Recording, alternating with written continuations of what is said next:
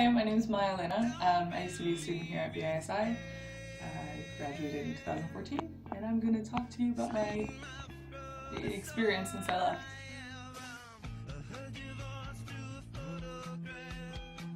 Well, a bit of good and a bit of bad.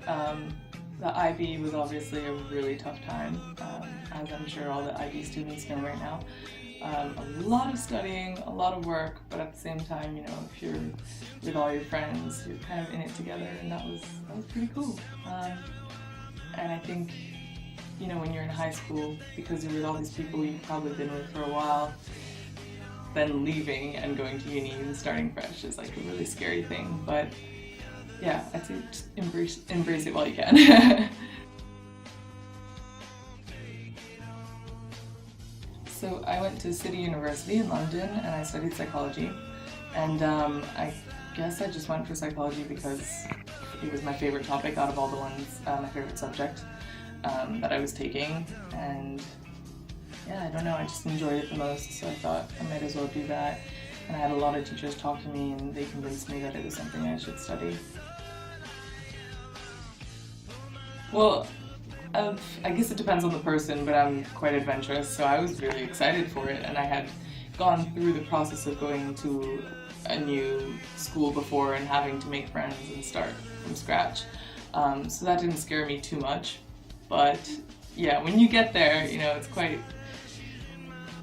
well, how do I even start? Depends what you do. I'd say go to student halls because it is the best way to start uni. You're with people who are in the same situation as you, you get to know each other, you're all basically as scared as each other. It's a breeze, it's so much fun. Of course, you're living without your parents, you're doing whatever you want. It's a great experience, and I think also, speaking about uni, being in lectures and stuff like that is something I personally love. So first year it wasn't too bad. I mean, we had a couple essays and stuff, but obviously it's very different from high school because you have to do a lot of self-studying. So no one's going to push you to do any work. It's all about you. If you're a mature student, then you'll know that you have to do the work, and you'll know that the grades do matter.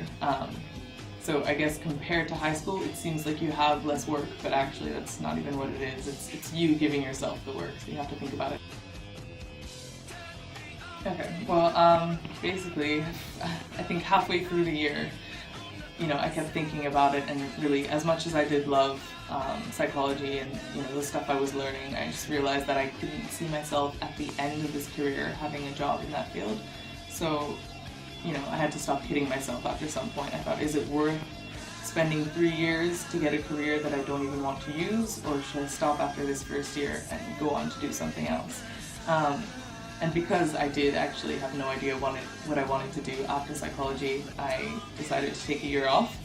And since then I've been working as a waitress, saving up money, traveling around, doing stuff that I probably wouldn't be able to do if I had a bunch of other, uni work to do. Well, so I've reapplied for university for September at UAL to do photojournalism, which is a big jump from psychology, but the way I see it, I took that time off and I really thought about what I enjoyed, and I realized that photography and journalism were two things that I was always coming back to. So yeah, I just thought photojournalism, that's perfect for me. It's still in London, so that's great. I think that may be one of the problems with high school, or they don't encourage, I guess, creative career degrees as much as I guess ones where you can get a direct job straight away after getting the degree.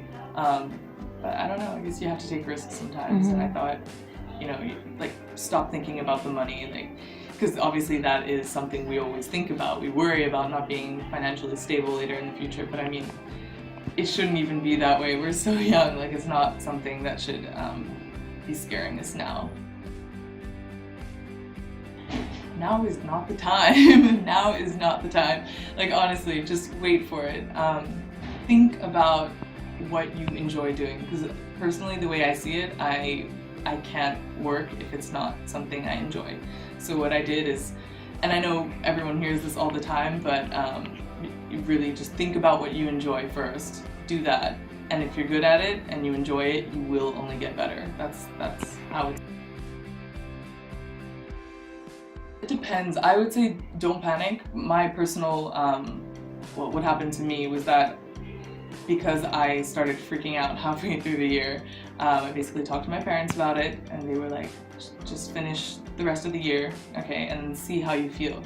Because, you know, feelings change very, very quickly, so you never know. I'd say if you're going through that year, finish the year off, and if you still don't feel good about the year, then you can, you know, move on if that works for you. Otherwise, you know, you can, of course, like, honestly, you don't have to think about a job straight away. I think at this age, what I really appreciated about taking a gap year is that the life experiences you get from it are, like, there's just so many of them, you know, like, even just traveling alone somewhere, it helps so much. Like, you gain a lot of independence when you take a gap year. You learn a lot about yourself as a person when you're, you know, because taking a gap year is really, it's in a way a selfish thing. You really do it for you and only you.